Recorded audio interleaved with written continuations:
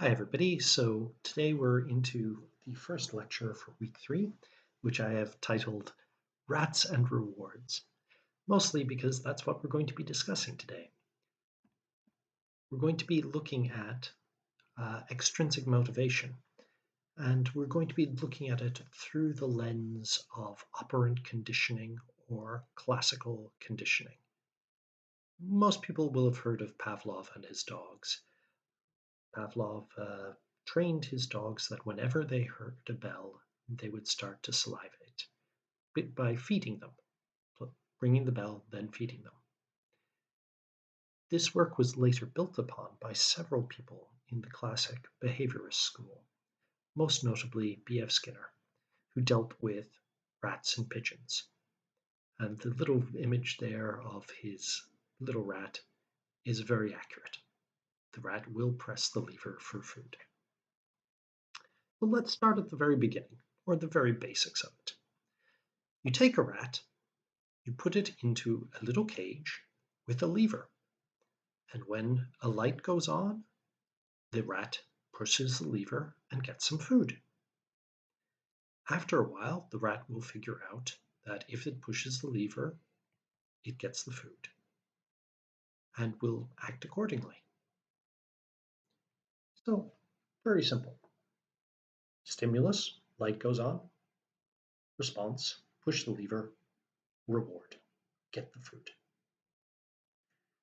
But it starts to get a little bit more complicated when we start changing the interval, when it's not every time the light goes on, or every time there is a stimulus. So if we remove the light from the equation, and we take two rats, and rat A has an interval of 5 minutes for every time pulling the lever will drop a pellet. And rat B has an irregular time for every time he pulls the lever, a pellet will drop, a food pellet.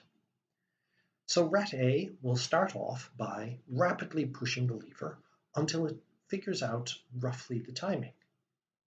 And then it will go away and wait and relax, not do anything, until a couple of seconds before when it thinks the timing will kick in again, and will go back and rapidly start playing with the lever.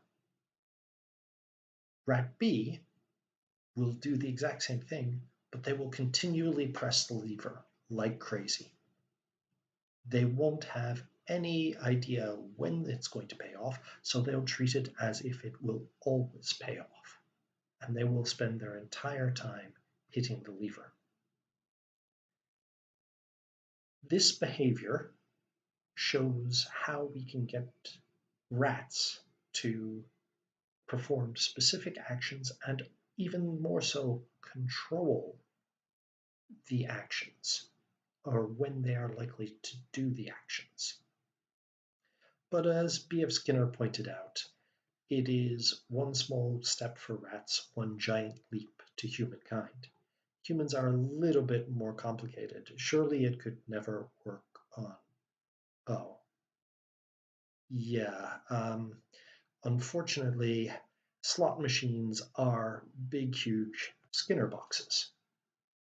They are random reward elements where you don't know when they're going to pay out, but you know they have to pay out eventually, and people behave in the exact same manner. So, the first thing we need to consider is when we're building a reward structure, do we have a fixed interval to the reward? Is the reward every Monday, or every Tuesday, or every Thursday? Or is it a random structure to the reward, where the person who is engaging in the system does not know when the reward is likely to pay off? With a fixed structure, the person is most likely to come back when they know specifically when the reward is coming up. With a random structure, they're more likely to stay there and hammer away at it. But that's not the only structure that we have to take into account.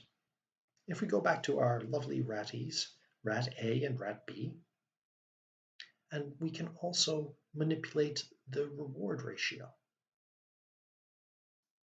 Now, this means instead of sometimes when you press the lever, you get 2 pellets instead of 1, or 3 pellets, or sometimes maybe 4.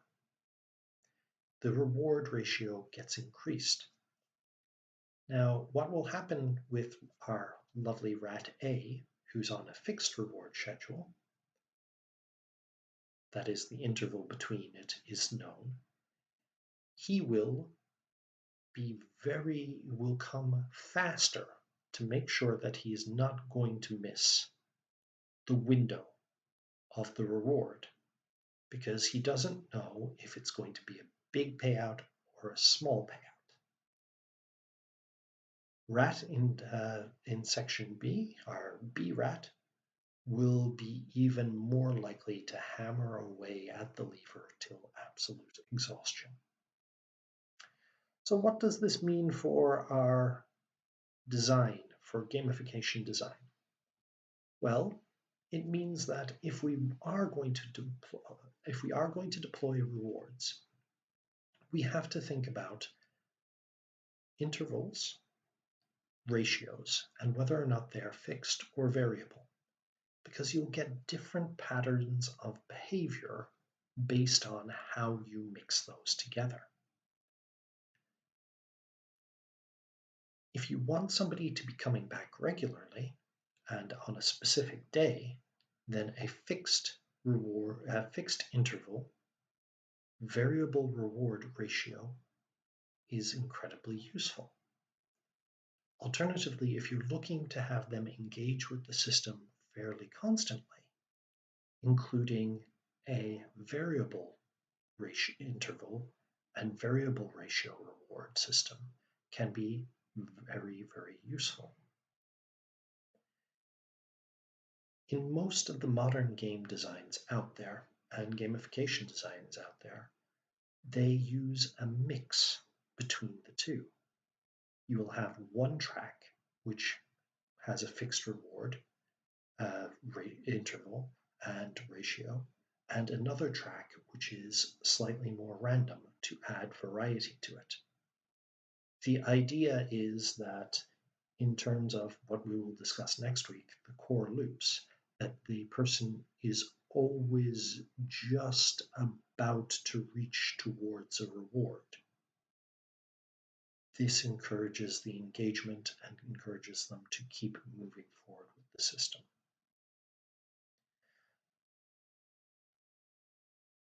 So, where to next? Well, we can't ethically or practically put all our gamification students or players into a Skinner box with literally a lever in front of them. And we can't just reward them by handing them out food. So we have to look at different types of rewards that work for humans. And we're going to be looking at the acronym SAPS, S-A-P-S, and what it stands for. Okay, well, as always, if you have any questions, please hit me up either at my email addresses or on the forums in Moodle. Congratulations to those who have already gotten their level 1 in fighting. The other levels should be coming out sometime in the next week or two.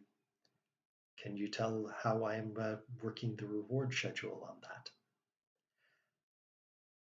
Thank you very much, and we will talk to you later. Bye.